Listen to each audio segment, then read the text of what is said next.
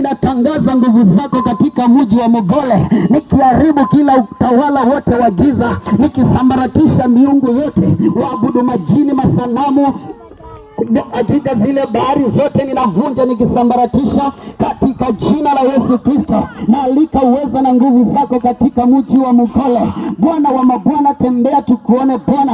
Hakika mama yule akakuguza kwa mavazi, nasi Jehova Jire tunakuguza kwa vinywa vyetu. Bwana wa mabwana, vazi lako tunaligusa kwa kupasa sauti. Mungu wa mbinguni, nguvu zikakutoke ni kwa ajili ya mji wa Mogole. Mungu, badilisha mtu mji wa Mogole akawe na ushuhuda katika Mogole hii.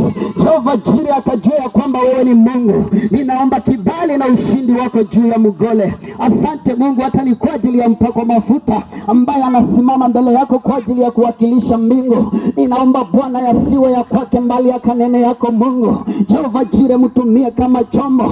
Ninaachilia mafuta yako juu ya kichwa chake. Bwana ukamtumie jinsi upendavyo. Asante Mungu, ni kwa ajili ya kwamba umetukumbuka. Nasi Bwana tumefungua roho zetu. Unisema Bwana wa mabwana, pakusanyikapo wawili watatu utakuwa pamoja nao. Jehova Jire, hakika utasimama nao, utatembea nao, utawashika mkono. Jehova Jire, simama katika mji wa Mogole. Sifa na utukufu ni kwako Jehova Jire, na ni kwako Yesu Kristo mkombozi tumeomba na tutakushukuru. Amen. Amen. Hallelujah. Asante sana. Mungu akubariki katika jina la Yesu. Amen. Bwana Yesu asifiwe sana. Tunashukuru sana na tunainua jina la Mungu kwa sababu ya hiki kibali. Alafu usikae nyuma ya kamera.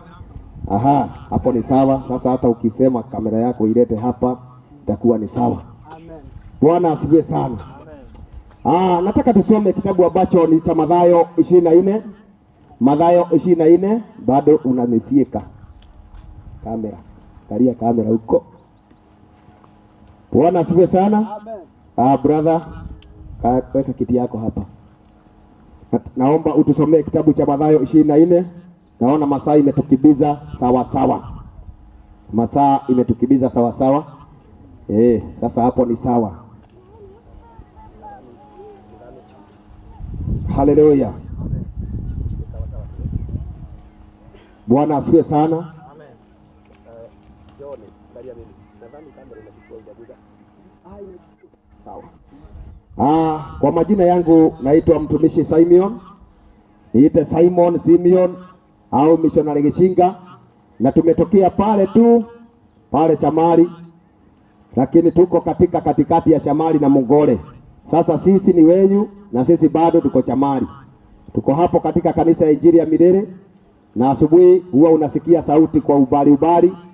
Ni hiyo sauti huwa inakufikia. Haikufikii kwa ubaya, bali inakufikia kwa upendo. Hiyo ni upendo mkubwa sana.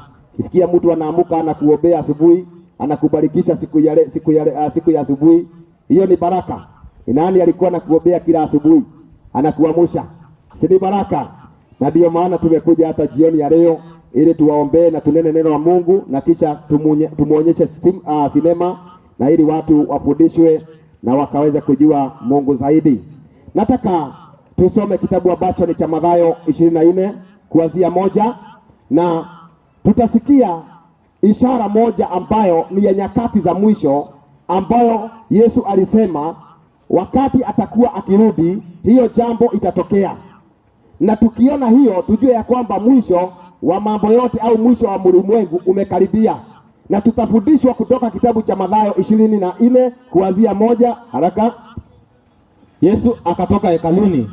Na alipokuwa akienda zake, wanafunzi wake wakamwendea ili kumuonyesha majengo ya hekalu. Ndipo Yesu akawauliza, je, mnayoyaona haya yote?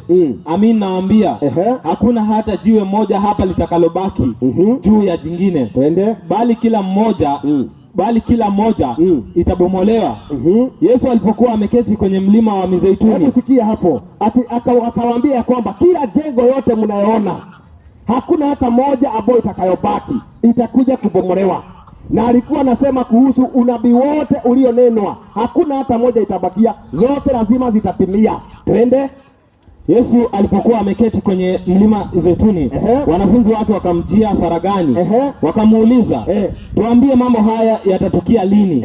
Nayo dalili ya kuja kwako na ya mwisho wa dunia ni gani? Atuambie dalili ya kuja, tuambie mambo haya yatatukia lini? Nayo dalili ya kuja kwako na mwisho wa dunia ni gani? Yesu akaambiwa na wanafunzi, hebu tuambie mwisho wa mambo hayo ni nini, na dalili za kuja kwako itakuwa ni nini? Nani hataki kujua hiyo dalili? Hata mimi nataka kujua dalili ya kuja kwa Yesu. Twende. Yesu akawajibu, jihadharini mtu yeyote asiwadanganye.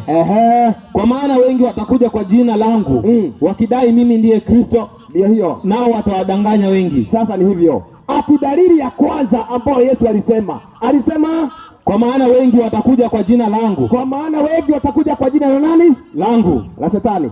Hapana. La nani? La Yesu. Kwa hivyo wote watakuja kwa jina la nani? Langu. La Yesu. Wote watakuja kwa jina la Yesu wakisema mimi ndiye Kristo. Wakisema wengine ndio Kristo. Nao watawadanganya wengi. Alafu mtasikia habari za vita. Hivyo sasa, hiyo ndio ishara namba moja, na hata tutaiona siku ya leo kwenye sinema. Haleluya. Ya kwamba nyakati za mwisho, dalili ya kusema Yesu amekaribia kurudi, ya kwamba kutakuwa na masihi wa uongo, Yesu wa uongo na manabii wa uongo. Na Yesu akasema, jihadharini msije mkadanganywa. Haleluya. Amen. Na sasa dakika hii tuko na manabii wa uongo, tuko na watu wamekuja wakisema ndio Yesu, na hiyo ni dalili inayosema tuko nyakati za mwisho. Lakini cha muhimu Mungu anasema jihadharini msije mkadanganywa. Amen. Maana maandiko inasema wengi watakuja wakisema ndio Kristo. Yes. Na wengi watakuja wakisema ya kwamba wanafanya kwa jina la Yesu, lakini bado ni watu wanyang'anyi. Amen. Maana siku ya leo manabii wa uongo wameongezeka. Kumbukeni hata wakati ambapo haijaenda sana, kulikuwa na mmoja akaambia watu wafuge hadi kukufa ati ndio waende mbinguni. Makenzi wengi watu 300 walikufa. Angalia, hawa ni manabii wa uongo. Na wengine wamekuja, wengine wanaambiwa ya kwamba wakule hata nyasi ati wabarikiwe. Wengine wanakuja wakisema wako na upako, wako na majani ya upako, wako na viberiti ya upako, ati ukiwasha kiberiti mapepo inachomeka. Bwana asifiwe sana. Amen. Haleluya. Amen. Haleluya. Amen. Hebu sikia ndugu mpendwa. Yesu akasema mjihadhari, kwa sababu manabii wa uongo wataongezeka sana na watawatapeli wengi. Amen. Siku ya leo tumekuja kuambia watu wa Mogole ni nyakati za mwisho, na manabii wa uongo ni wengi. Na wote wamekuja kwa jina la nani? La Kristo. Jina lake Kristo. La Kristo. Yes. Hautasikia nabii akikuja anasema ya kwamba tumekuja kwa jina la Shetani. Kweli. Akisema hivyo hawezi kukudanganya.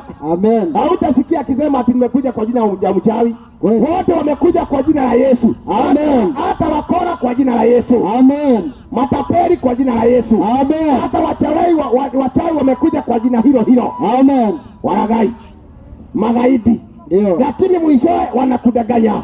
Amen. Amen. Amen. Na Yesu akasema mjihadhari msije mkadanganywa, na hizi ndizo siku za udanganyifu. Amen. Haleluya. Amen. Lakini tutawajuaje hawa manabii wa uongo? Ndio. Hiyo ndio kitu cha muhimu. Ndio wapo. Amen. Hata labda miongoni mwetu wapo. Amen. Tutawajuaje hawa manabii wa uongo? Amen. Amen. Amen. Tuulize Biblia.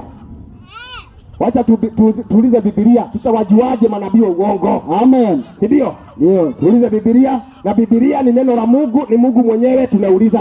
Amen. Tunakuuliza Mungu, tutawajuaje hawa manabii wa uongo? Ndio. Mathayo 7:15. Mathayo 7:15. Tusikie.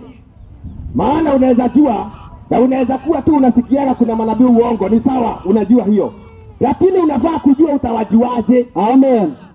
Ndio upambanue, usidanganywe. Amen. Kama ni mbwa mwitu asikuume. Ndio. Mathayo 7:15. Jihadharini na manabii wa uongo. Sikia, hiyo ni onyo ingine ya pili. Jihadharini na manabii wa uongo. Twende. Wanaowajia wakiwa wamevaa mavazi ya kondoo. Amen. Wanawajia wakiwa wamevaa mavazi ya kondoo. Wanawajia wakiwa wamevaa mavazi ya kondoo, lakini ndani ni mbwa mwitu wakali. Atudinini hiyo. Lakini ndani ni mbwa mwitu wakali. Umewahi ona mbwa mwitu? Mbwa mwitu ni mbwa mwingine, huwa anajifanya mbwa, lakini mbwa mwitu na ni mkali sana, tena ni mrafi, tena ana tamaa.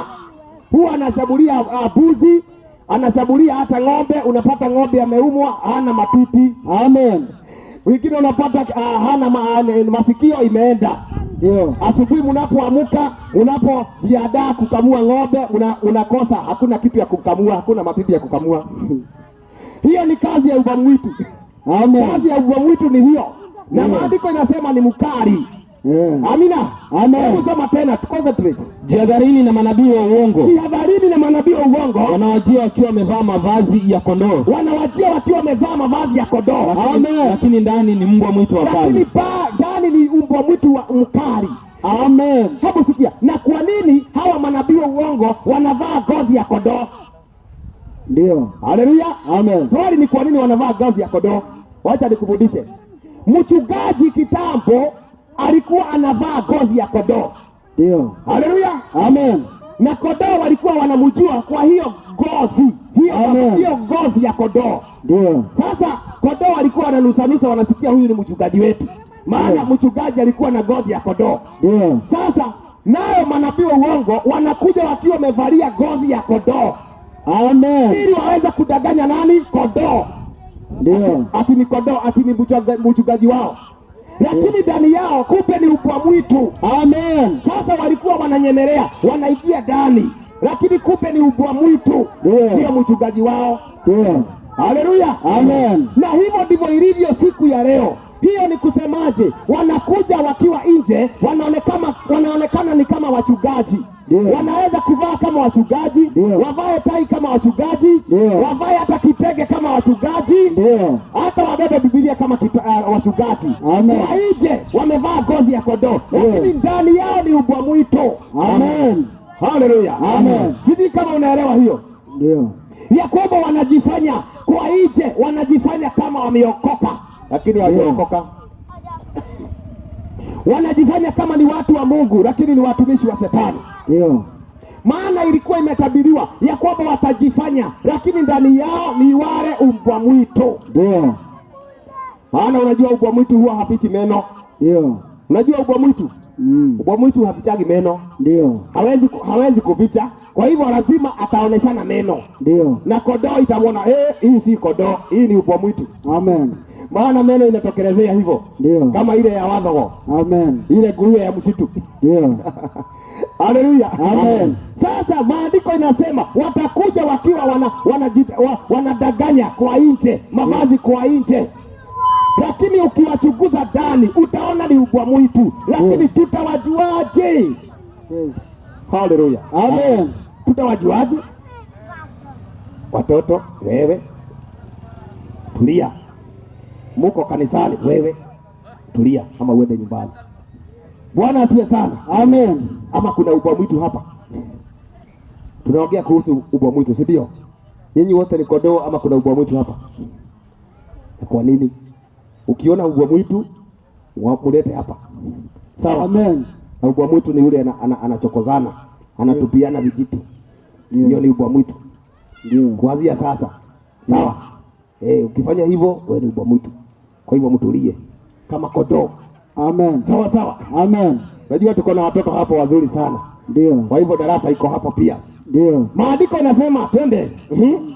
Jihadharini na manabii wa uongo. Jihadharini na manabii wa uongo. Wanawajia wakiwa wamevaa mavazi ya kondoo. Wanawajia wakiwa wamevaa mavazi ya kondoo. Lakini ndani ni mbwa mwitu wakali. Lakini ndani ni mbwa mwitu wakali. Wanaongea kama wachungaji, lakini sio wachungaji. Ndio. Hata utasikia wakibadilisha sauti.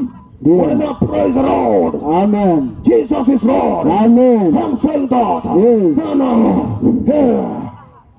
Lakini ndani ni mbwa mwitu. Amen. Jihadharini na wao. Yes. Napata mtu ya kwamba wakati huwa anaongea vizuri sana, lakini ikifika kuongea, kuhubiri, anaongea tena kama Moiro.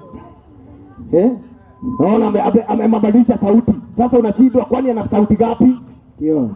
Haleluya. Amen. Maana manabii wa uongo wako na hivyo wanajifanya, lakini ndani yao utajua ni mbwa mwitu. Ndio. Haleluya. Amen. Tena mbwa mwitu sasa hivi wameenda shule. Wacha nimwambieni ukweli. Saa hii mbwa mwitu walienda shule.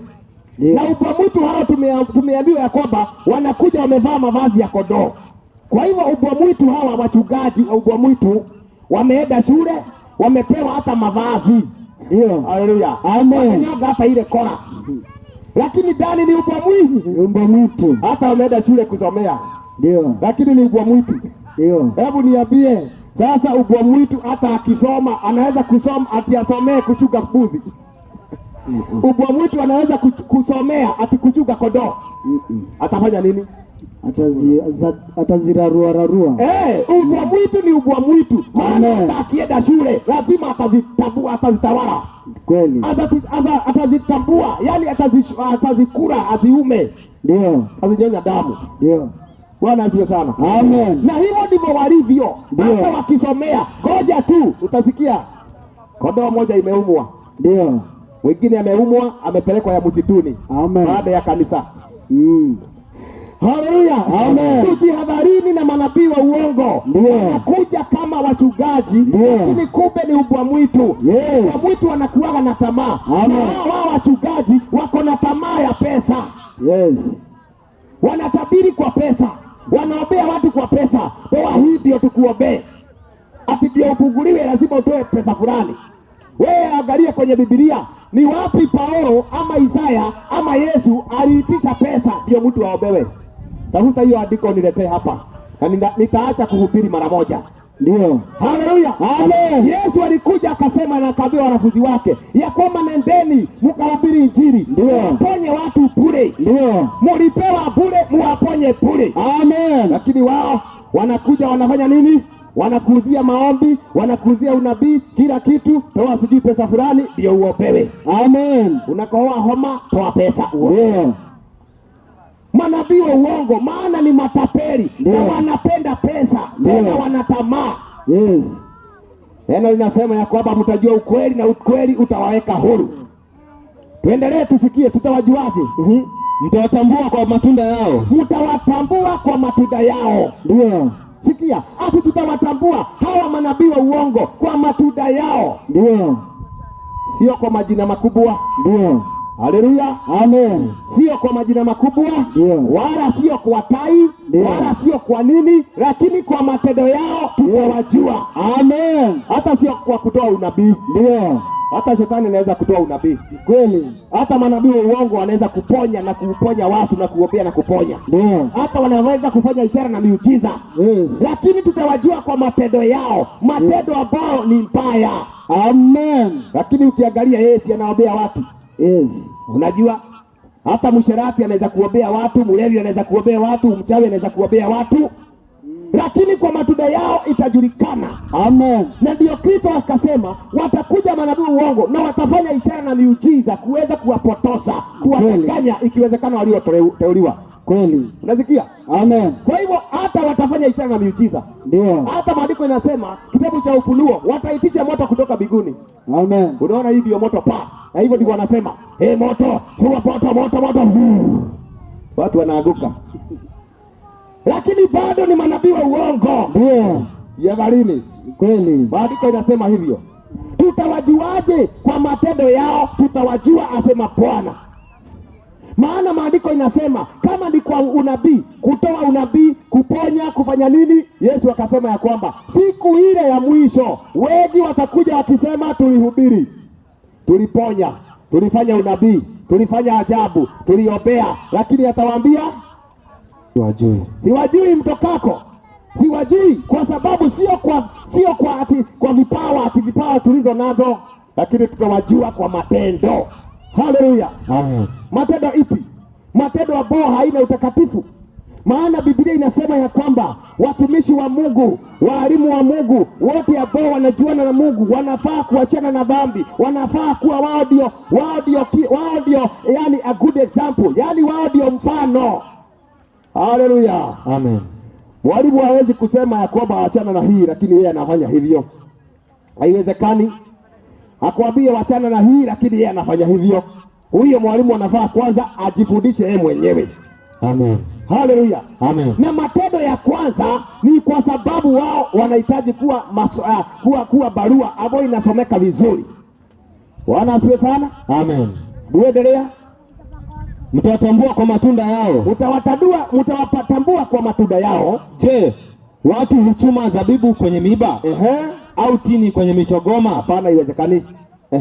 Vivyo hivyo mti mwema huzaa matunda mazuri. Ati vivyo hivyo mti ukiwa ni mwema huwa unazaa matunda mema. Twende. Na mti mbaya huzaa matunda mabaya. Na mti mbaya huzaa matunda mabaya. Kwa hivyo ndivyo utawajua manabii wa uongo na walimu wa uongo. Mti mwema lazima uzae matunda mema. Haiwezekani. Kama kitu ni kibaya kinatoa vitu vibaya. Haleluya. Amen. Hauwezi kuniambia ya kwamba ati mchungwa unaweza badilika utoe muavocado ama utoe maembe.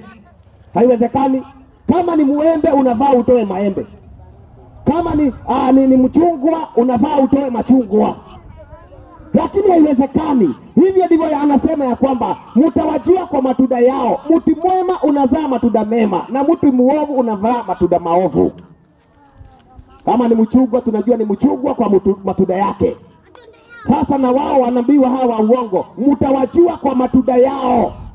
Hata sio kwa jina, ati hii jina ni mchungwa. Waacha izae ndio tutajua huu ni mchungwa ama hii ni maembe. Maana kuna miti ambayo inaitwa miti fulani lakini haizai hiyo matunda. Inazaa matunda tofauti. Ni kwa matunda yao utawajua. Na hivi ndivyo tunaambiwa siku ya leo. Tujihadharini ndugu wapendwa, watu wa Mongole. Maana ni wengi wamejituma lakini hawakutumwa na Yesu. Siku ya leo injili imekuwa ni biashara. Watu wanazunguka tu huku wakijifanya ni manabii, wakijifanya ni mitume lakini sio mitume wa Mungu, ili wawapoteshe watu na waibie watu pesa zao. Angalia matendo yao. Maandiko yanasema tutawajua kwa matendo yao. Wengine ni washerati, wengine ni walevi, wengine ni watapeli, wengine hata hawajaoa na bado wanafanya mambo ya usherati. Haleluya. Amen. Nimekuja ili ukaweze kujua ukweli na ukweli ukakuweke huru. Amen. Amen. Amen. Inasema nini? Vivyo hivyo mti mwema huzaa matunda mazuri. Mti mwema huzaa matunda mazuri. Na mti mbaya huzaa matunda mabaya. Na mti mbaya huzaa matunda mabaya. Mti mwema hauwezi kuzaa matunda mabaya. Mti mwema hauwezi kuzaa matunda mabaya. Wala mti mbaya hauwezi kuzaa matunda mazuri. Wala mti mbaya hauwezi kuzaa matunda mazuri. Kila mti usiozaa matunda mazuri hukatwa. Kila mti ambao hauzai matunda mazuri hukatwa na kutupwa motoni. Ndio, na kutupwa motoni. Ndio. Na hiyo ndio tunaambiwa tujihadhari sana, maana ni nyakati za mwisho na wengi wamekuja kwa jina la Yesu ili wakaweze kuwadanganya watu. Amen. Na tunahitaji kusimama na kuangalia katika Biblia ili tusije tukadanganywa. Amen. Haleluya. Amen. Maana maandiko inasema ya kwamba watu watadanganywa kwa sababu hawajui kweli. Amen. Mbona watu wanadanganywa? Ndio. Namba moja, hawajui kweli. Na ukweli ni Biblia. Ndio. Ukweli uko katika Biblia ya Mungu. Ndio. Kama wewe hausomi Biblia, basi utajuaje umedanganywa? Kama hausomaji Biblia, hautajua. Kweli. Na ndio maana tunamletea Biblia ili mkaweze kujua kweli. Kweli. Haleluya. Amen. Na ndio maana tunasoma chochote tunasoma hapa lazima kiwe ni Biblia. Kama unafundishwa mafundisho mengine ambayo haipo Bibliani, usiamini. Amen. Ya wanadamu itaisha lakini neno litasimama. Paulo akasema ya kwamba ikiwepo mimi au yeyote mwingine au hata malaika aje amhubirie injili nyingine tofauti na ile ilihubiriwa, mtu huyo na alaaniwe. Amen. Maana injili ni moja, Yesu ni moja, kweli ni moja iliyo katika Biblia. Amen. Lakini hawa wanakuja na mafundisho mengine ambayo haiko kwenye Biblia. Amen. Matapeli. Haleluya. Amen. Bwana Yesu asifiwe sana. Amen. Kwa sababu watu hawasomi Biblia. Yesu akasema na utajua ukweli na ukweli utamweka huru. Amen. Amen. Amen. Ni wakati wa kujua ukweli ndio tuwekwe na kweli huru. Amen. Amen. Maana uongo huo unafika watu. Amen. Nasikia mtu anakutolea unabii wa uongo, anakuambia usipotoa hiyo pesa, usipotoa ninaona kifo, ninaona sijui nini, anakutapeli kupitia uongo. Amen. Haleluya. Amen. Tusidanganywe.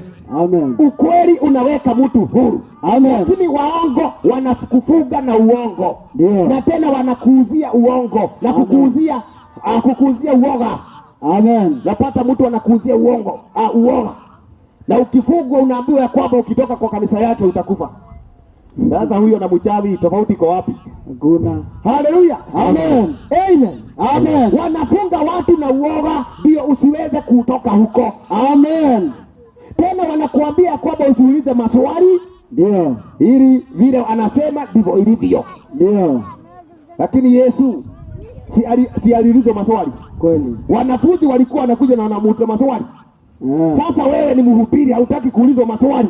Amen. Anasema Mungu ameongea. Hivyo ndivyo amesema. Toa kuku na utoe mbuzi mbili tukufugue. Amen. Hawa ni matapeli. Maandiko imesema tutawajua kwa matendo yao. Ndio.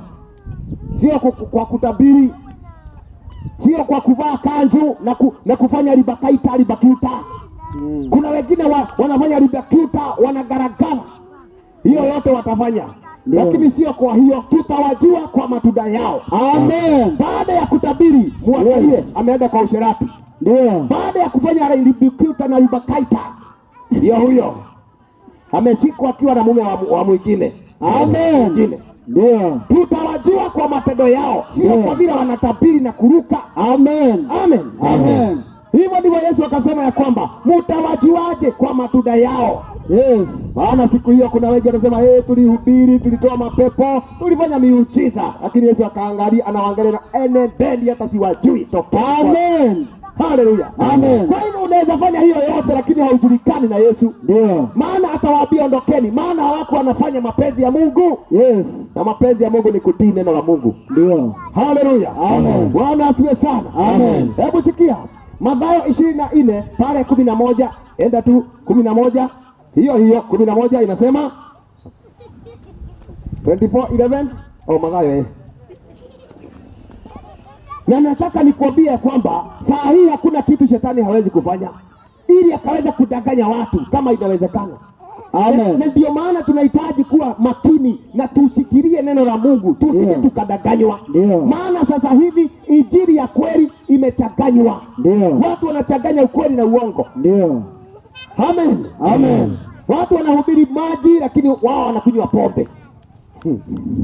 Haleluya. Amen. Tusome brother. Inasema watatokea manabii wengi wa uongo. Ati nini? Watatokea manabii wengi wa uongo. Kwa hivyo watatokea manabii wengi wa uongo. Ni mmoja? Hapana, wengi. Amesema nini? Wengi. Haya twende. Nao watawadanganya watu wengi. Nao watawadanganya watu wengi. Hata sio mtu mmoja kudanganywa. Ndio. Ni watu wengi. Watu wengi.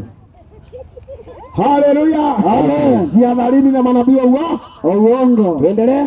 Kwa sababu ya kuongezeka kwa uovu, upendo wa watu wengi utapoa. Upendo wa watu wengi utapoa. Ndio. Kwa sababu ya kuongezeka kwa maovu, upendo wa watu wengi utapoa. Amen. Sasa uovu umeongezeka. Hata wale ambao wanasema wameokoka, uovu wameongeza uovu. Sasa upendo wa watu wengi umepoa. Ya kwamba watu wakiangalia hawa ni wachungaji, hawa ni warokole, hawa ni wale wameokoka, upendo wao unapoa. Watu wakiangalia huyo anasema kama ni hivyo ndio kuokoka, mimi sitaokoka. Kweli. Maana kama hawa ndio wachungaji, kama hawa ndio wale wamama wa kanisa, kama huyu ndio kijana wa kanisa, afadhali nikae hivyo. Amen. Maana hawajakuwa mfano mzuri kwenye taifa. Amen. Yesu akasema ya kwamba nyinyi mliokoka, mjue nyinyi ndio chumvi ya ulimwengu. Chumvi ikikosa ladha inatupwa. Ndio. Yesu akasema pia ujue ya kwamba wewe ni taa. Wewe ni taa ya kumulikia watu. Ndio. Unafaa uangaze mwangaza wako, watu wakujue, watu wakuone, ili jina la Mungu litukuzwe. Amen. Lakini siku ya leo wamekuwa giza. Yes. Wao sio chumvi, wamekuwa kitu kali ambao ukiweka chakula inakosa ladha hata ukitupa hiyo chakula. Ndio. Maana ni matendo. Kristo anasema tuangalie matendo. Amen. Na ndio maana hiyo matendo ndio imekosekana. Amen. Hatujakosa wahubiri. Ndio. Hata hatujakosa watu wameokoka. Ndio. Lakini tumekosa watu wako na matendo. Amen. Haleluya. Amen. Hatujakosa ushuhuda, watu wako na maushuhuda. Hatujakosa hata manabii, tuko na wao wengi sana. Ndio. Lakini kile tumekosa ni watu wako na matendo. Amen. kwa matendo yao itajulikana. Ndio. Haleluya. Amen. Watu wanaweza kuwa na jina, lakini hilo jina pasipo matendo ni bure. Amen. Ndiyo maana wakati Yohana Mbatizaji alikuja akasema ya kwamba zaeni matunda inayopasa kutubu. Amen. Kama mtu ametubu, kama mtu ameokoka, basi asae matunda. Yes. Inayosema huyo mtu ameokoka. Alikuwa mwizi, sasa sio mwizi. Alikuwa hivi, sasa amebadilika. Hiyo ndiyo matunda. Hakuna mtu unaweza kusema ni mti ya matunda lakini haina matunda. Ndio. Itakuwa ni mti kwa jina lakini haina matunda. Amen. Na Yesu alisema kama mti haina matunda itakatwa na kutupwa motoni. Ndio. Amen. Amen. Saa hii shetani anaweza kujibadilisha vile anataka. Amen. Na anajibadilisha, anakuja kama malaika wa nuru, lakini ni giza tu, ni yule shetani tu. Hebu tusomee kitabu cha Wakorintho wa pili, 2 Corinthians 11:14. Wakorintho wa pili 11:14. Usikie vile shetani huwa anajibadilisha. Huwa anakuja. Hata kuna watu ambao wameongeleshwa na shetani, wamepokea madoto na unabii. Wakafundishwa na wakatumwa na shetani. Ndio. Lakini kumbe hawakuweza kupambanua sio Mungu, ni shetani. Amen. Na kutoka hiyo wakati wakaanza kujiita wahubiri. Na ndio maana hawana matunda, yale wanayofanya hayabatani na Kristo. Amen. Wanahubiri Kristo mwingine na injili nyingine tofauti na ile iko kwa Biblia. Ndio. Tena Yesu Kristo alisema vizuri sana. Hata Paulo alisema vizuri sana ya kwamba kanisa, Yesu ndiye kichwa ya kanisa. Ndio. Na mwanaume ndiyo kichwa ya kanisa. Na Yesu mwenyewe akasema, hata akatupatia mfano ya kwamba yeye ndiye huwa anaita watu wawe wahubiri. Lakini leo hii wanajituma. Wengine wanaenda hata shuleni wasome. Nikwambia hata bweha afisi wameenda shule ili wajue kufundisha kondoo. Amen. Lakini bado ni bweha na ni fisi. Kweli. Na fisi hawezi kubadilika. Amen. Maana huyo hawezi kuokoka. Ndio. Sikia, Yesu akasema tutawajua kwa matendo yao. Amen. Kwa hivyo hata shetani huwa anaweza kudanganya mtu, amwambie kwamba anza kanisa. Shetani anaweza hivyo.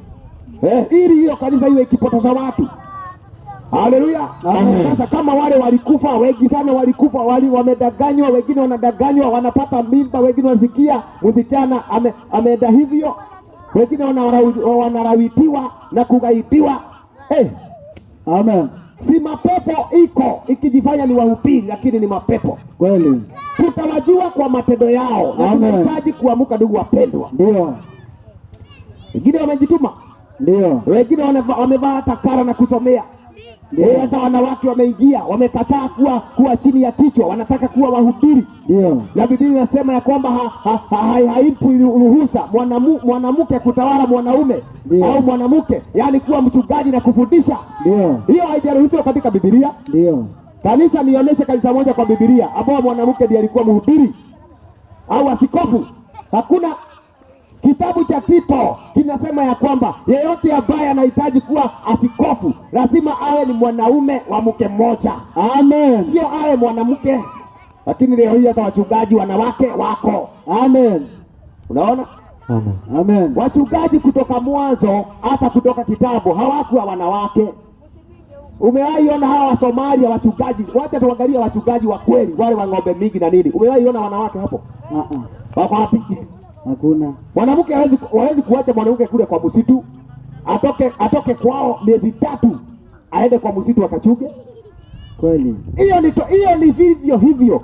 Uchungaji ulikuwa ni wa mwanaume. Amen. Yeye alikuwa kichwa. Amen.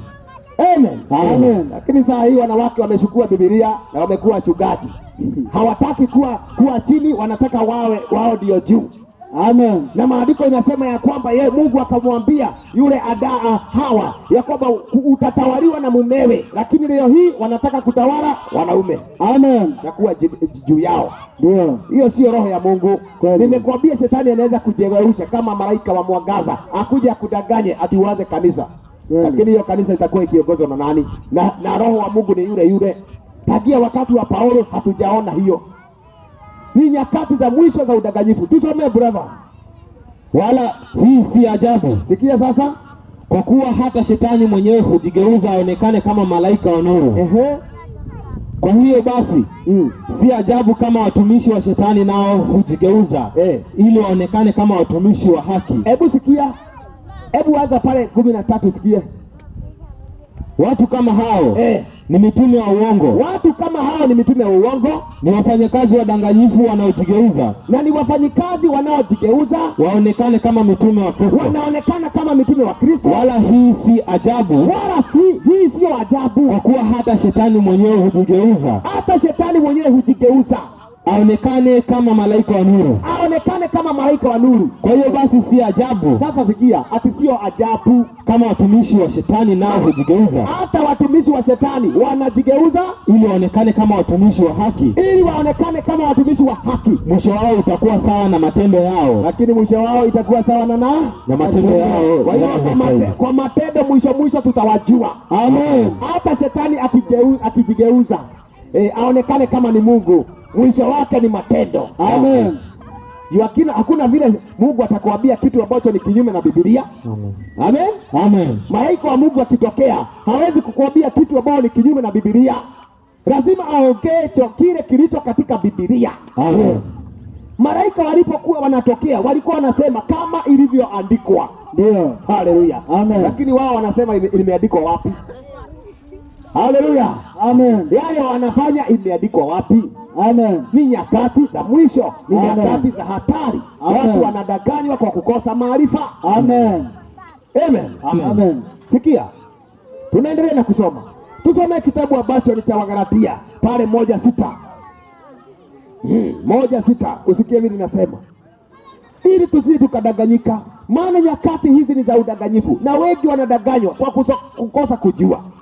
Watu wa Mongole, ni wakati wa kurudi kwa Biblia, misingi ile ile ya Biblia, imani ile ile ya Biblia, Mungu yule mmoja wa Biblia. Amen. Ili tusije tukadanganyika. Amen. Saa hii nimekwambia tafisi wamejifanya wachungaji. Ndio. Wanavaa tu kanzu, wanaanza kufanya mambo yao, lakini mwisho utasikia mtu amelia, pesa yangu imeenda, imeporwa, ndio imefanyiwa, imepoteza, ndio wengine niko na hata mimba, ametugwa hata mimba. Ndio. Kwa jina tu la Yesu tu wanatugwa mimba, wengine wanaibiwa kwa jina hilo tu. Amen. Wengine wanafanywa mateka wa watu, wengine wanafanywa wakosane na wanadamu. Ndio. Maana huyo nabii anaanza kukuambia kwamba ninaona mchawi, na mchawi wako ni yule ambaye ni mama yako aliyekuzaa, ni baba yako, ni nani, anakuambia hata majina. Unaambia ufanye nini? Ili mkosane. Kazi zao ni ya kupanda mbegu mbaya. Amen. So unapata ya kwamba huyo mtu akianza kufuata huyo nabii anakosana na watu wao. Hawezi kuwasikia. Ndio. Hata kama alikuwa na mume anamuacha.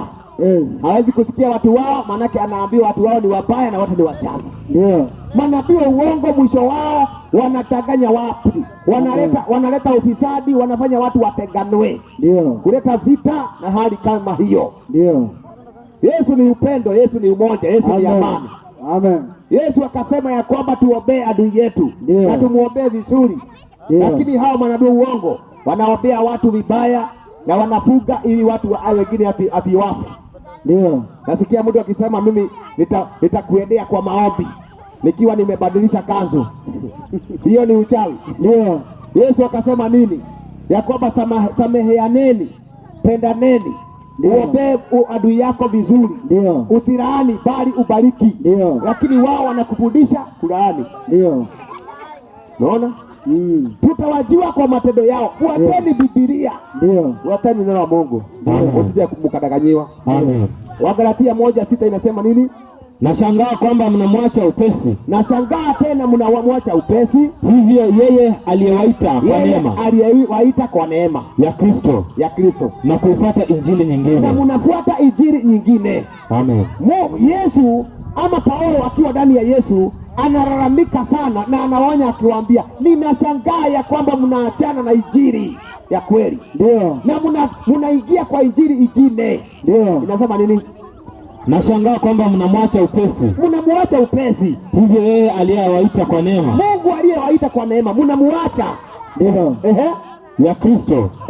Na kuifuata injili nyingine. Alafu wanafuata injili nyingine. Kwa hivyo kuna injili nyingine ambazo zinahubiriwa ambazo sio injili bali ni utapeli. Soma. Ndio. Ambayo kwa kweli si injili kamwe. Kwa kweli sio injili kamwe. Ila kwa dhahiri kuna watu wanawachanganya na wanaowataka kuipotosha injili ya Kristo. Watu wanawachanganya na wanataka kupotosha injili ya Kristo. Amen.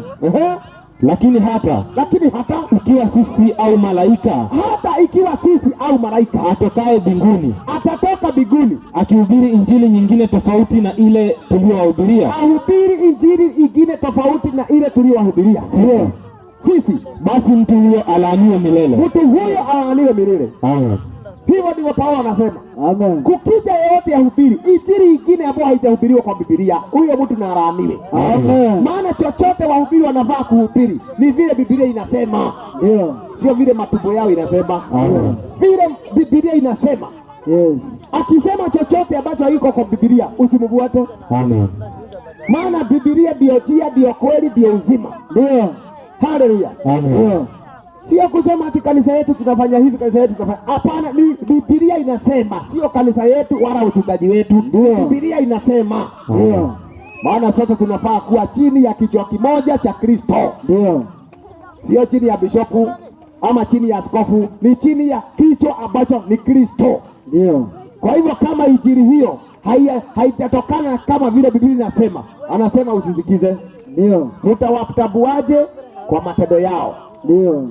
Hata wale wameokoka wanafaa kutambuliwa kwa matendo yao. Amen. Na hivyo ndivyo neno la Mungu linasema. Ndio. Wakusikie ni nyakati za mwisho. Hiyo ni dalili moja inayosema ya kwamba Yesu Kristo amekaribia kurudi. Amen. Walipouliza hebu tuambie dalili ya kuja kwako, waliambiwa kwamba jihadharini. Amen. Msiwe mkadanganywa. Amen. Maana wengi watakuja watadanganya watu. Amen. Na siku ya mwisho uongo utaongezeka. Amen.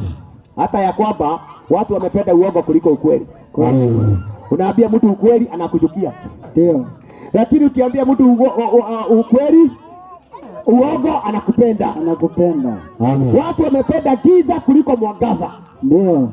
Mahali kuna giza huko ndiko watu wanajaa. Ndio. Mahali watu wanadanganywa huko ndiko watu wanajaa. Ndio. Lakini mahali kuna kweli watu hawataki. Yesu akasema nini? Jihadharini msije mkadanganywa. Maana hiyo ndio ishara ya nyakati za mwisho. Watu watakuwa wadanganyaji. Amen. Haleluya. Amen. Wacha tuombe katika jina la Yesu. Ndio. Baba wetu wa mbinguni, tunakushukuru, tunakuinua. Tunasema hakuna mwingine kama wewe, utukufu na heshima zikurudie. Jina lako lisifiwe. Umenena na watu wa Mongole ya kwamba wajihadhari na manabii wa uongo, maana ni siku za mwisho na siku za hatari. Baba, ninaomba ukaweza kuwang'oa kwa hiyo meno ya ubwa mwitu katika jina la Yesu.